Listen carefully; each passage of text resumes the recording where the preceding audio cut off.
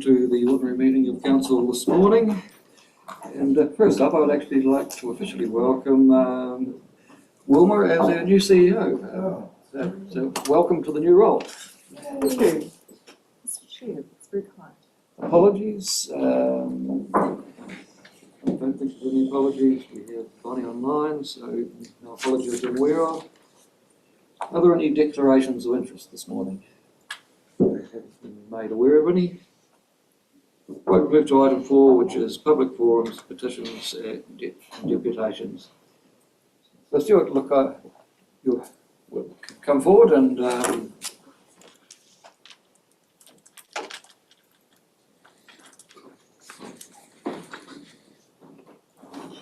welcome, Stuart. You probably know you've got 5 minutes, and you may have a couple of questions, but as you realise, only with clarifications.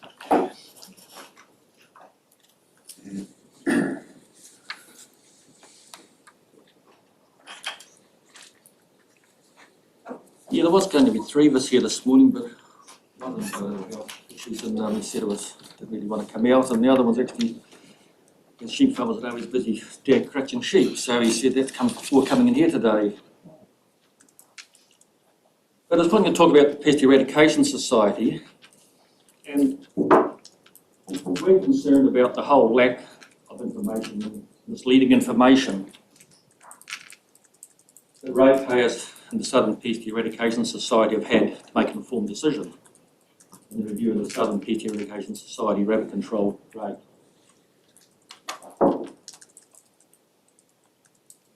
Chairman Horrell, you said at the last meeting that you've been a good transparent process with all information publicly available. The ratepayers out there have no information. I'll go through with what's happened here. For example, 9th of June last year, public excluded meeting with the SPCS, nothing come out to the ratepayers. 15th of December, another public excluded meeting with SPCS, no information to the ratepayers. Then within March 2022, another public excluded meeting. And then in May, after the submissions closed, we hear that Environment South and councillors, staff, and some of the SPS group had a meeting, and they agreed on an outcome before the council meeting. The Southern Pest Eradication Society is only a contracting group. They don't represent ratepayers. They don't represent us, as you all know. They're just a funding organisation that takes the money through. I believe that's correct, is it? I'll answer a couple of things at the end, but you know we can't do a question and answer. So an agreement reached before the council meeting was predetermined. On the 1st of June, I said I wanted to come and speak to the submission, and you actually said to us, Chair Horrell, that I couldn't. You weren't having a hearing submission same time. And one of the other staff actually told me exactly the same thing, that you had told him that. In the Southern Pest Eradication Society, the notice had come out to ratepayers. I gave a copy to you, Mr. Horrell, and one of the staff.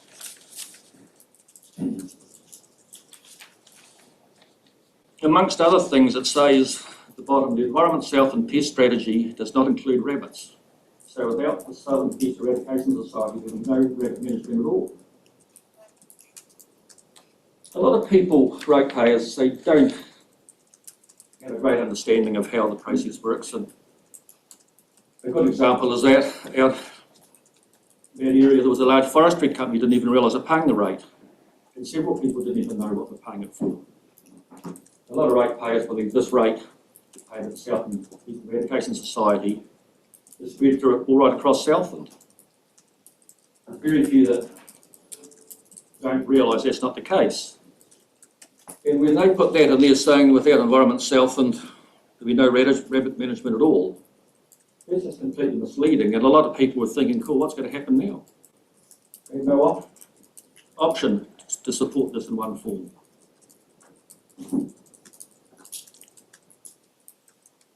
I've repeatedly asked staff for certain information. It goes back to the 27th of April, still haven't had information. We've asked for a unredacted copy of all the submissions. We've been told it was coming 2 weeks ago. It's over 3 weeks now.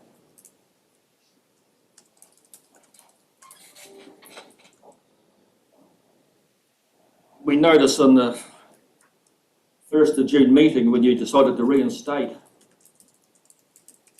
funding for the Southern Pest Eradication Society, there was no information or reasons given. You just said there was a majority, good enough majority to justify it. There was no reasons given. Yes, there was no information provided or debated at the council meeting to restart the funding.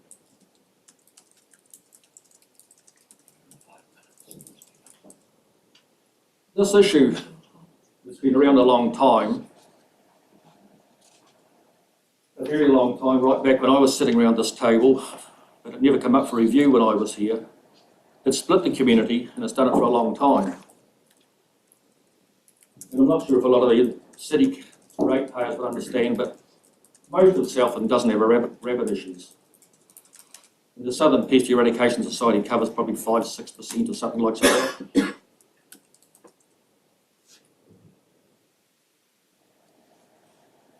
I'm actually sort of reading off some of the other people's submissions here. Probably getting to the end of your 5 minutes. Do you want to wind up or conclude? Well, I'm representing 2 other people now, if that's all right, isn't it? People can't represent themselves. Someone to represent them, is that correct? Well, but the 5 minutes, as you'll know from your own experiences, I'm afraid we can't give you 20 minutes. So, look, yeah, I'll give you a minute to actually finish your argument. I'm here to if people can't represent themselves, can they get someone to represent themselves here? If they've got a disability or for some reason they can't turn up? Because people get lawyers and different people represent themselves here, don't they? The submission in here. In public forum, in my experience, people have used the opportunity to come and speak to the council face to face, and that's everybody's right. But if people aren't here, I can't really say somebody else is going to speak on their behalf. That'd be correct, wouldn't it? So that's just you'll know the rules. You've been on councils before. No, that's fine. I'll do it through the news media afterwards. But people, can I finish on one note? Is that right? Yep.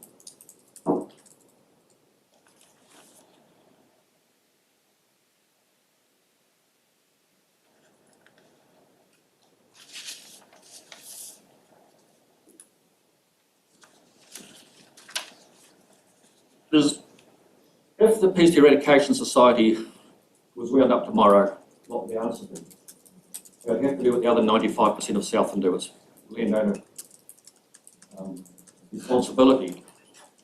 But how many councillors, when they stood for council, they said they're going to deal with bureaucracy, inefficiencies and rate increases?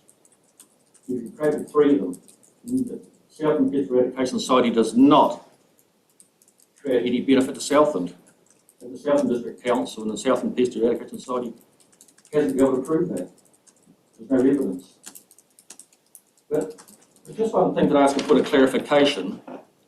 In the Southland Regional Pest Management Plan, 2019 to 29, it talks about cost-benefit analysis must be done. There's no cost-benefit analysis done between the Southern Pest Eradication Society and the Southland Regional District Management Plan. Regional leadership, part 2.3, landowner responsibility. Landowner's primary responsibility for all pests. Affected parties, pest management is an individual's responsibility in the first instance. This whole thing here talks about advocacy and education. A lot of people would like to see a meeting held out in the district. You can actually be face to face with the councillors, understand what this is about. You've got a second generation coming through that don't understand what's happening with this. They talk to their friends over the fence and they say, why aren't you paying the same rate as us? So I will ask them between a group of people, are you prepared to come out and meet with the people face to face? Firstly, Stuart, I would like to apologise. I was wrong. You were the one person who in there said they wanted to be heard. I got that wrong, and I sincerely apologise for that. We did hold a survey. The survey results were very strong. There's 500 odd parcels of land, about 320 actual landowners. 170 were for, 31 were against, and 3 didn't actually say. So it was a very strong result to that survey. So you based it on a simple majority, not facts and information? Well, as When I've been on councils actually respond to communities' desires. The fact that all of Southland doesn't want to do this, that was a strong survey. It'll be with high visibility of management going forward. There will be probably a satisfaction survey done this year. And like anything, LTP, everything's up for grabs again. So, when the long-term Southland Pest Eradication Society plan was put in place, 100,000 Southlanders could speak on that. And that set the groundwork for the next 10 years. You allow one group to break away from that. So you're allowing 5% of the Southland to break away. So if a small group down there decides they want to break away, will you let them? Look, as you know, Stuart, the decision's been made for this year already. I was remiss in not having you in on the day, and I apologise sincerely for that. I'll take a couple of questions of clarification, and we need to move on. Robert. Thanks, Mr. Chairman, and I appreciate your ruling that we can't debate these issues here. Just a question, Stuart. I'm just not sure whether you're living in the area that you're representing here with, or whether you're living outside of it. You live in the farming area. Any further questions of clarification? If not, thank you for coming in and making use of public forum this morning. I think this has been a learning process for everybody, and so thank you very much, Stuart. It's disappointing when the staff member I spoke to knew that I was speaking with 3 people, and she actually said I was entitled to 3 lots of 5 minutes. If the people were here, we could have looked at that, but my understanding is we can't give one person speaking rights to people that aren't here. So I'm sorry, I don't think you'd have made the points you've made. I'm quadrupling wouldn't make a lot of difference, Stuart. So thank you for putting your perspective. I know this is contentious with some people down there, and as I've said, LTP, there'll be an opportunity if people want to revisit it. So thanks for coming in and making your points. So when you said to us I wasn't allowed to speak at my submission, that was totally wrong. You're not giving us that time to speak. I sincerely apologize for having that wrong. I hadn't checked the Local Government Act, and I was incorrect when I said that, because you were the one person who actually asked to be able to speak to their submission. So retrospectively, you've been able to do that, but I apologise for that mistake. Probably the thing that actually annoys most people down there, when the submissions come in, they were read by the staff and collated by the staff and not read by the councillors before the meeting. You know, so the staff are making the decision for the councillors. That's what people are saying. Point of order, Mr. Chairman. I think Your time is up. the debate's going on. I'm not comfortable. Thank you, Stuart. Right, we will move to item 5, which is the confirmation of minutes for the ordinary meeting of the 1st of June. Are there any alterations or corrections? If not, would somebody like to move? Moved by Eric, seconded by Jeremy. All in favour will say aye. Aye. The second is the extraordinary meeting of council of the 20th of June. Again, any alterations or corrections? No, I move that. Moved by Lloyd, seconded by Lindell. I will put the motion. All in favour will say aye. Aye. Right, we'll move to 7, which is notification of extraordinary urgent business. Committee resolutions. 6. 6. Oh, adoption. Oh, no, sorry, we'll jump ahead. Adoption of committee resolutions. We have the OPEC and water meeting of the 31st of May. Would you like to comment on your meeting, Linda? Thanks, Mr. Chairman. Just to draw the councillors' attention to a couple of significant resolutions. Item 6, the Credit Contracts and Consumer Finance Act changes, and the Clean Airline scheme noted that there were implications of that Credit Contracts Act changes to the Clean Airline scheme, and that the Clean Airline scheme is being reviewed. Also, the resolutions involved the accepting payments for the local government funding agency, really significant step, and a lot of work's gone on in the background and in the foreground for that, so delighted that those resolutions were approved. And sorry, and some more.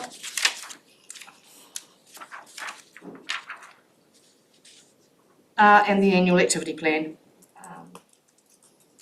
Thank you. Thank you, Ed. Maybe move that if- Any questions? Jeremy? Oh, you're still seconding? Yes, second. Okay. Yes, sir. Okay, it's been moved and seconded. I'll put the resolution. All in favour, say aye. Aye.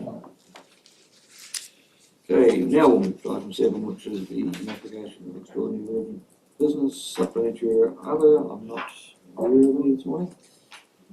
So we'll move through to questions. I haven't been made aware of any questions for this morning. To item 9, which is Chairman and Councillors' reports. Jeremy may want to comment on it as well. We attended a meeting of the Southern Osprey committees in Gore the other day, which was a good meeting. Very interesting. First time we've had a face-to-face meeting because of COVID for probably a couple of years. But Jeremy, you I didn't get the whole meeting, you did, so you might have some comment.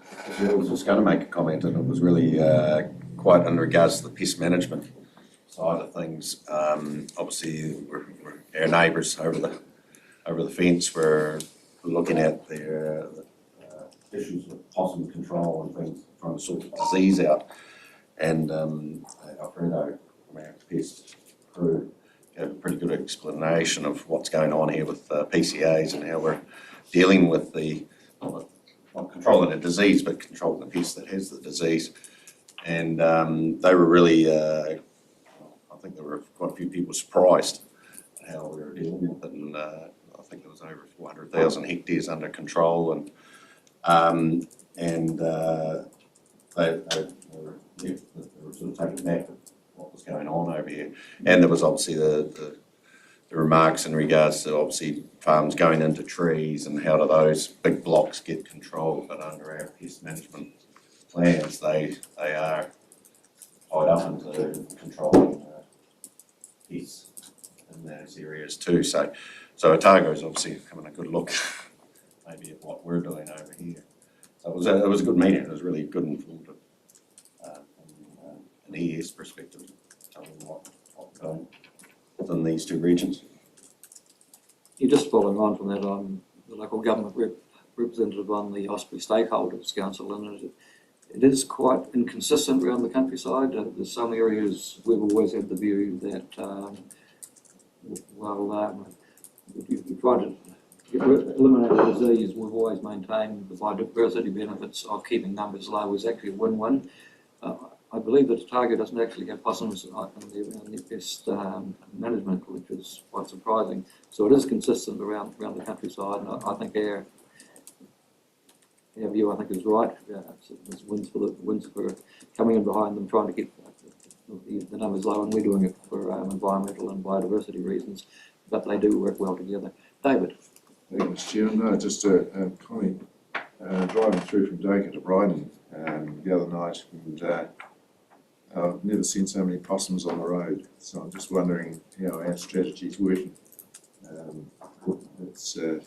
drive through there, and also how Otago's getting on either, because I drive up there very frequently too, and I've never seen so many flattened on the road to be right up around the lake and right up. So I'm not quite sure how it's working throughout the country at the moment. It's more than I've ever seen before for some time, actually. It'd be interesting to find out if we've actually got a PCA in that area. We may well not. We've got some areas, and we're trying to progress them.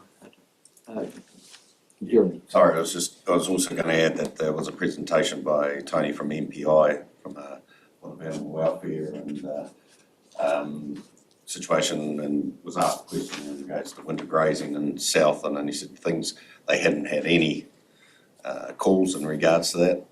Very supportive of what's going on. The farmers, they've certainly seen a huge change in how it's been dealt with, so they were very positive in regards to that. They said it can change quickly, but certainly through some of the weather patterns we've had, they said they hadn't had any phone calls from the public in regards to those, so it's a good positive sign too. Do you have any other reports this morning? Lloyd? Just a usual thing about the schools, quite a lot pushing the social sciences fair, and conservation and environment are part of social sciences. So it's a good opportunity to sort of push that message, and I look forward to quite a few exhibits from children on that topic. There's obviously been beach cleanups because I've been out on the beach recently, and there's not much stuff there. If you cast your mind back 10, 20 years to what the beach looked like, with blue plastic bags and tape and fishing buoys all over the place, it's certainly something's happened there. Either the fishermen are tying their knots a bit better, or people are just more aware of that. I attended Matariki events at Bluff, which was interesting. I thought it might have been just another day off for everybody, but the sort of interest that's been taken in that this year is quite encouraging. And then people saying that, well, you've got a Queen's birthday holiday, why do you need this one? Well, there weren't many people saying happy birthday, dear Queen, on Queen's birthday. Except I was on a hike that day, and we stopped at lunchtime, we stood up and we sang happy birthday to the Queen. But so I sort of welcome that, and there's lots of stuff happening around schools. Noticed 6 people on the bike trail out to Bluff when I was out there yesterday, so it's a really good asset. So it's not too bad, thank you. Thanks for that, Lloyd, and I must get some advice on where to see Matariki. I'm in a valley that might be trouble, but I've been struggling to see it early morning. Probably a week or two early, I think. And I also point out this is the worst time of the year to see it. The best time is in the summer, and it's dominant in the northern sky. Any further reports? Robert? Thank you. Just a couple of oral, Mr. Chairman. I met with, as you did too, I believe, and our CEO with the Green MP, Tiano, and out in Riverton. That was a very good meeting. He's a very interesting fellow, very switched on and very interested in farming practices and developments down here in Southland. So, and I haven't heard from either anybody here who met, but I would be interested to hear a bit about that. And the other thing, I've been invited to speak on Monday night by Zoom with a climate change organisation here in New Zealand, and I am going to be a bit ask you about this first at another time, perhaps representing the council. They are very interested in how councils around New Zealand have dealt with the issue of climate change, right from when it first raised its head, so to speak, till now, what our initiatives are. And I think it'll be a good opportunity to talk about the upcoming hui here and the work that we've done here, which I would say, I think they'll be very encouraged to hear what's happening down here in Southland. I'll get the details of that to you afterwards. I just can't quite see the name of that organisation. Thank you, Robert. If there are no further reports, we will move to item 10, staff report. And item 1 is the adoption of the 2022-23 annual plan.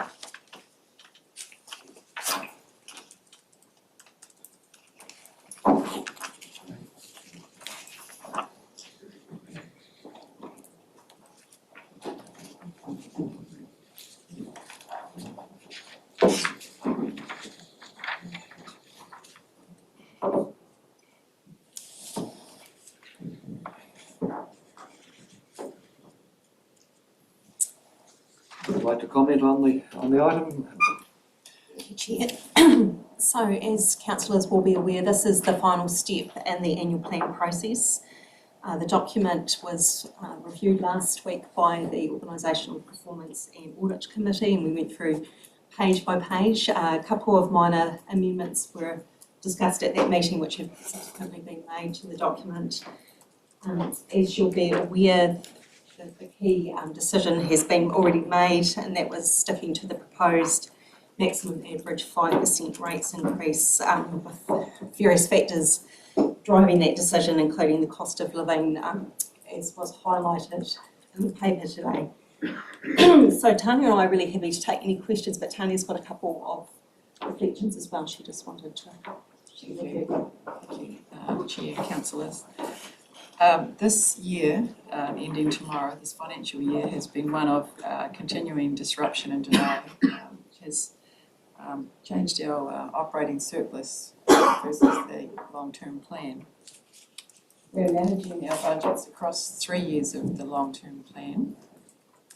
So the inflation and interest that are double now what was in the annual plan, in the long-term plan, we are able to manage through and maintain our 5% rate increase. And that's just the point I'd like to make, is that it's a 3-year plan, and as a result of this year, we can hold our rate at 5%. Otherwise, that would have been very, very challenging.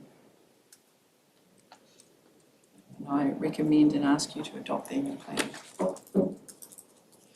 And thanks for the work that staff have put in to get us to this stage, and I'm very proud of the fact that we have stuck to our commitment to the 5%. We did promise that last year. I know we have challenges with inflation and fuel costs, but I'm also very proud of the fact that the staff are committed to finding efficiencies within the organisation. So, a good result. It's taken us a while to get to this point, but well done, guys. Any questions or comments? Yeah, well, can I just endorse your comments that the fact that we've been able to stick to the 5% is a great effort on everybody's part, particularly staff, and I'm hugely encouraged by that. Having had a look through the annual plan, and I might have missed it, but I don't see anywhere in there where we had listed as contingent liability or whatever else, the impact of the cruise industry on, is that in there anywhere? Not in the forward. Sorry? It's in the forward, yeah. It's in the front. Yeah. There is a comment about the loss of income from the cruise. Yeah, okay. I just wonder whether we'd highlighted that to the impact that it has actually set us on our heels.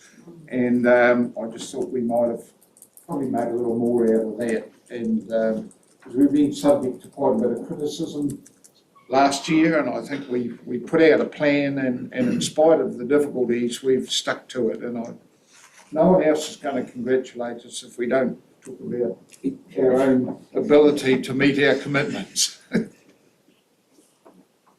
Thank you, Eric. I've got Lyndall and David. Thank you, Mr. Chairman. Just a couple of points from me. Also, thanks. There's been a lot of work going on to prioritise the many, many things that are upon us. And congratulations to staff for helping us do that, and being in the conversation, but also trimming the sails, as it were, and looking at the matters that we can control, and keeping to those, and doing the best we can with what we can control. And I guess my only cautionary tale is how this is going to impact us in not next year, but the year or two after. We have to be very, very careful that we are working on a 10-year plan, not a 1 or 2. But having said that, if you look at the table on page 8, we are on track for our LTP commitments pretty much, given all the weird things that have come at us. So that is my comment, and I'm looking forward to getting on with the priorities that we've set. Thank you, Lyndall. David. Thank you, Mr. Chairman. No, just after being rather critical last year, I'd just like to congratulate you on Tony and staff this year. We've been able to stick to the 5%. I know it hasn't been easy, and things it's changing all the time out there. It's been reasonably hard to stick to that, so just thank you for what you've done. Helen. Yeah, thanks, Mr. Chair. Yeah, so well done again on the putting through that result or that anticipated number. But my question sort of relates to staff and the ability to get staff into the business or into the building. How critical are new recruits going to be to land this plan? I mean, I know in most sectors there are issues with labour, and I know at a council level we've talked about it, but are we concerned by the labour market and being able to attract skilled people?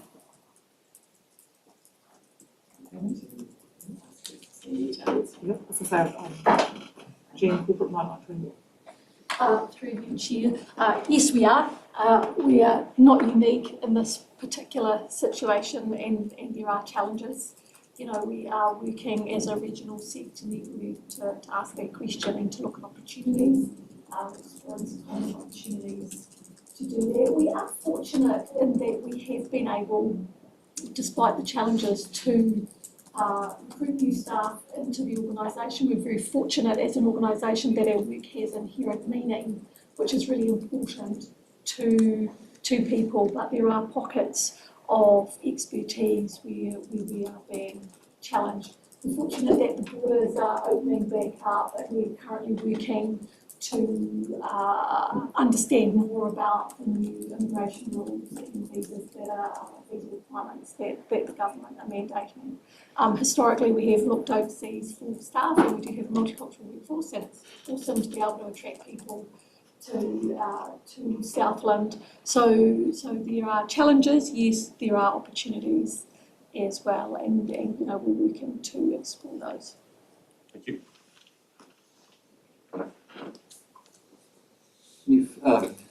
Chair, I'd just like to add that the annual plan has been developed on the anticipation that we will be returning to more normal times. So there is an underlying Positivity. Please explain. the ability to undertake the work that we need to do is what Councillor Beck is referring to, is contingent on us being able to operate normally. It's the only way to think. And just, to comment on that, I think on the staffing, I think we do have a reputation for a council that actually we've got strong views around the table, but we work respectfully, we work together, and I think we might be a small council, but it's probably quite attractive for people coming into the organisation. The workload has never been as much in my time on council, with the number of things coming out of government, and we're committed to doing what we have to do. But I think the team can take a bit of a pat on the back to come through with 5%, but still committed to do the jobs we have to do. Lloyd. Chairman, happy with the plan, good process. We picked up the changes we discussed, which is really nice to read them and see them reshaped. I sort of jumped forward to the communication that sits around us when it's released. What does that look like? And we need to make sure that we bring out the things that people need to know from here. I think that's quite important.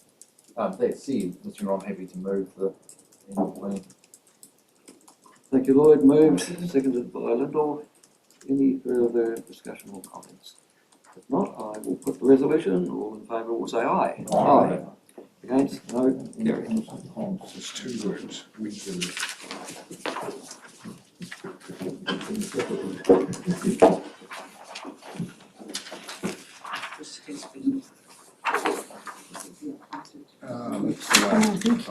That's right. We'll move to item 2, submission on draft exposure documents.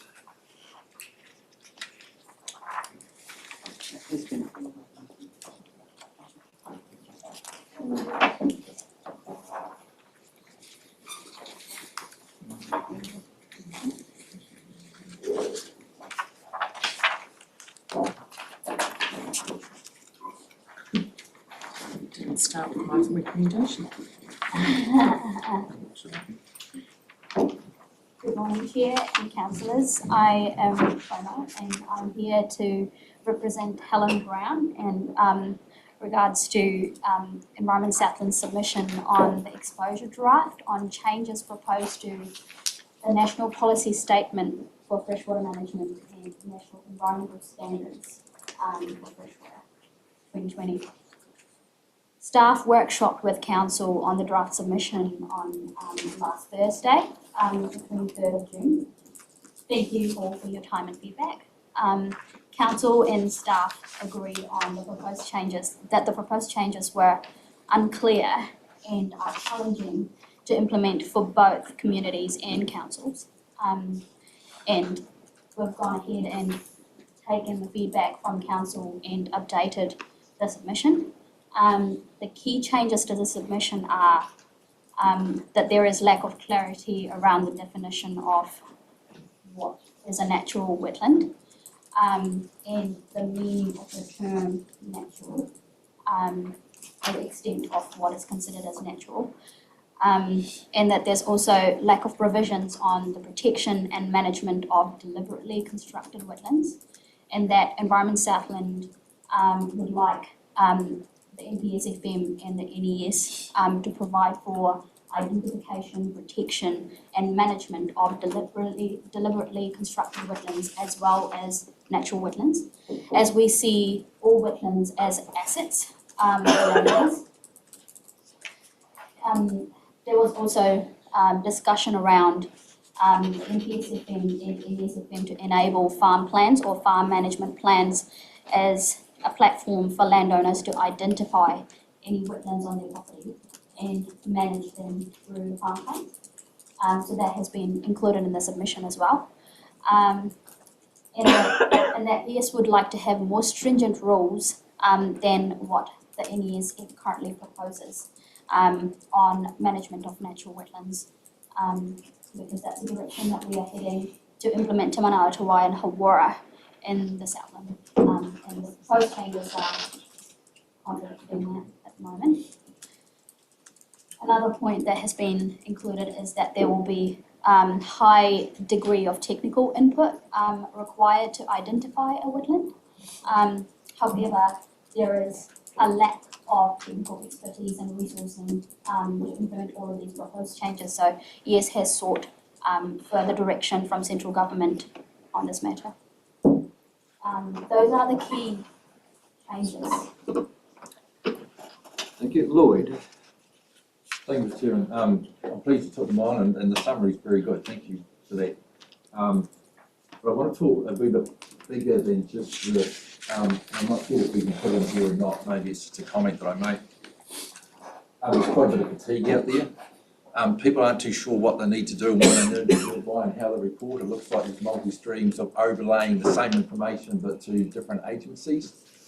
And a lot of them are just saying, well, until we get something that's definite and people are coordinating, they're actually sort of engaged but disengaged in some of their approaches.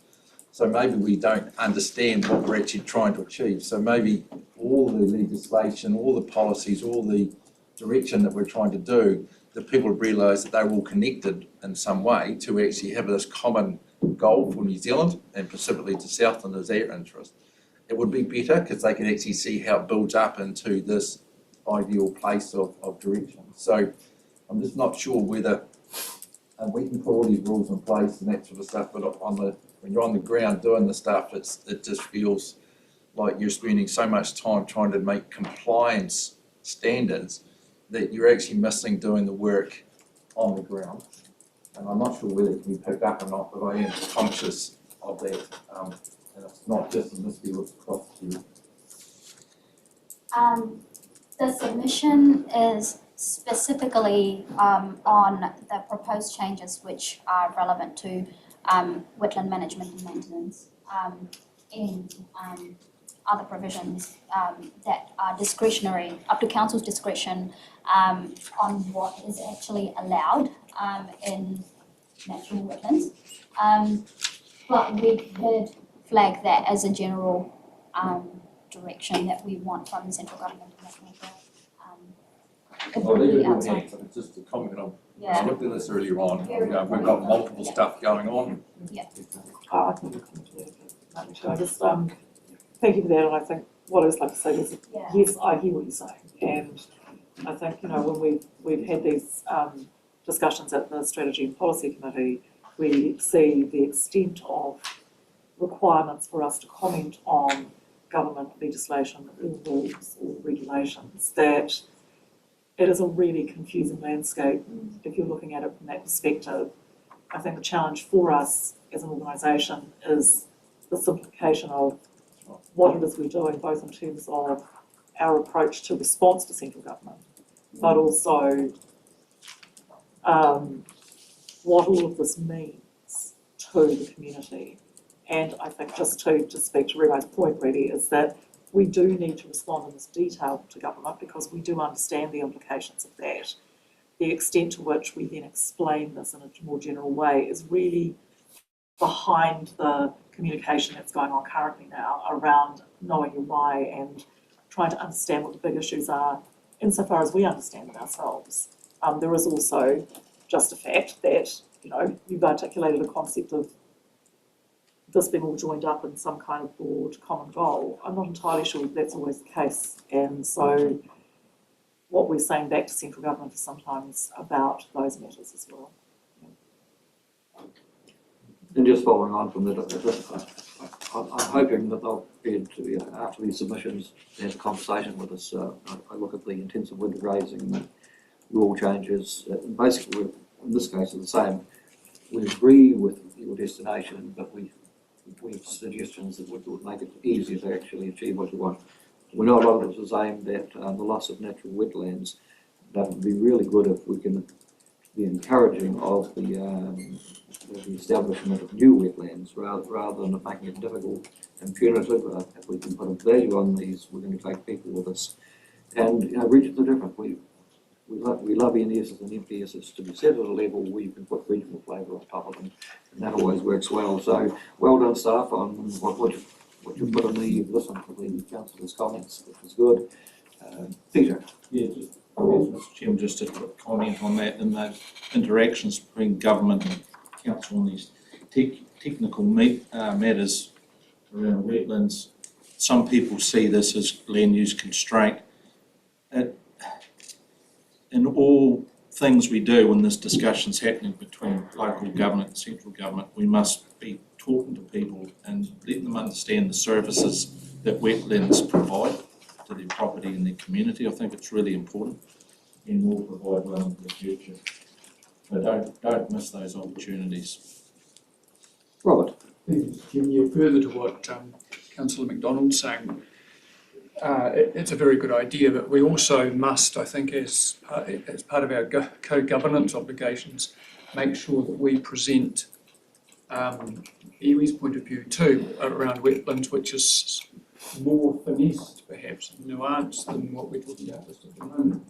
I mean, we'd have to make sure that they speak through us, perhaps, if we're the portal, but let's not forget. Lloyd. Chairman, I'm happy to move this forward, but I'm just wondering whether the recommendation is actually correct. It refers to tabled on the 29th of June meeting. I don't know whether that is appropriate to be in there. I'm wondering if we need to reword that slightly. Sorry, is that in the agenda item or, sorry, I'm just going to. So it's a question. We're really just approving the submission for Submission, we lodgement. don't need to have the words to say which will be tabled. Yeah.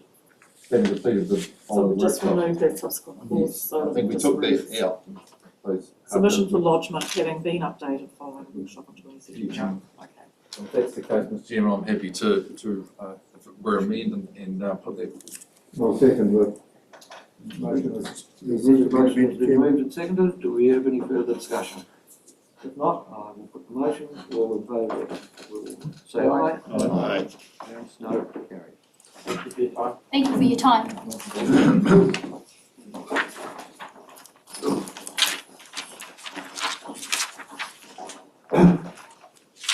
Right, that's extraordinary business. That will finish the meeting in open session. And while we're turning off the live streaming, I'll ask Dan to give us the reasons for moving into public excluded business. We're moving into public excluded to confirm the minutes of the council meeting held on the 1st of June and the extraordinary meeting held on the 20th of June, and to adopt the committee resolution from the OPAC meeting of the 31st of May. In dealing with item 3, Southport New Zealand Limited Directors Recruitment and Succession Planning. The grounds are section 48(1)(b) is qualified by section 48(2)(a)(1), section 7(2)(a) protection of privacy of natural persons, and section 7(2)(j) to prevent the use of information for improper gain or advantage, and also to allow council to carry on commercial activities without prejudice or disadvantage. Thanks, Jen. Having heard that, would somebody like to move that the movement club excluded? Moved by Alan, seconded by Neville. All in favour will say aye. Aye. Have we confirmation that we're no longer live streaming?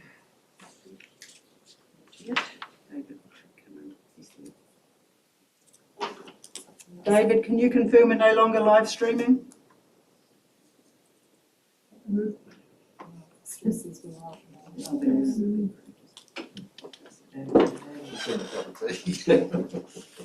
Control.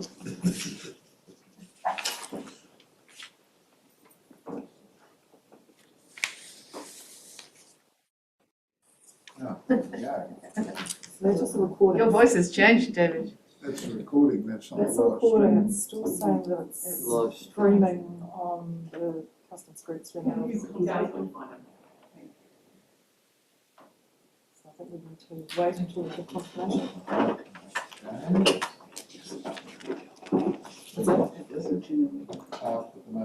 They were offensive to my neighbour. Who was going to get eaten. Changes sort of inhales and Oh, all spores or Have you got any brain? a little bit of rain. Not a lot. I just need to have assurance that I'm not something wipe out